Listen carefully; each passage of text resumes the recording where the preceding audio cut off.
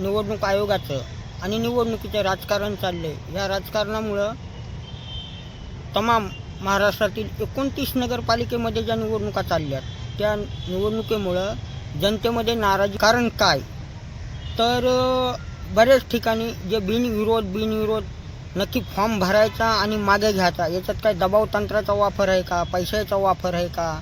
पत्रकार देखील जे पत्रकार पण अन्यायाला वाचा फोडत नाही. ते डॉक्टर बाबासाहेब आंबेडकरांचं नाव घेतात, जे शहीद राजगुरूंचं नाव घेतात, भगतसिंगांचं नाव घेतात, सुखदेवांचं नाव घेतात.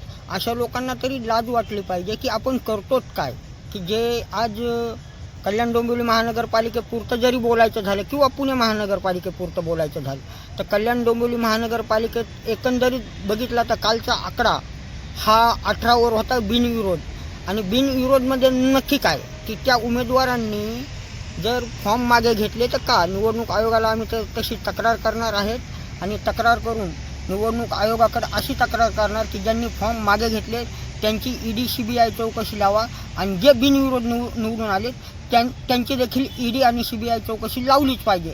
कारण हे जनतेचं मत आहे, माझं एकट्याचं मत नाही आहे. निवडणूक आयोगाने यामध्ये पारदर्शकता ठेवलेलीच नाही. निवडणूक आयुक्त असे पाहिजेत की जे TN शेषननी काम केलं. त्यांच्याकडे जेव्हा पारदर्शकता होती ती पारदर्शकता निवडणूक आयोगाकडे नाही आहे. निवडणूक आयोग हे कुठंतरी दबलेलं आहे आणि दबाव तंत्राचा वापर निवडणूक आयोगावर देखील करते. परंतु आयोग जर सर्वसामान्य जनतेचा अधिकार काढून घेत असेल मताचा तर सर्वसामान्य जनतेचा उद्रेक झाल्याशिवाय राहणार नाही. तर यावरती निवडणूक आयोगाला आम्ही पत्र देणार आहेत. ईडी आणि CBIची चौकशी करा. ज्यांनी फॉर्म मागे घेतले त्यांची देखील आणि जे बिनविरोध निवडून आले त्यांची देखील आणि ज्यामध्ये गुन्हेगार आढळले त्यांना तात्काळ अटक करा आणि त्यांचं निवडणूक सदस्य म्हणजेच मतदानाचा अधिकार काढून घ्या, जेणेकरून त्यांना परत कधीही निवडणुकीला उभे राहता आलं न पाहिजे.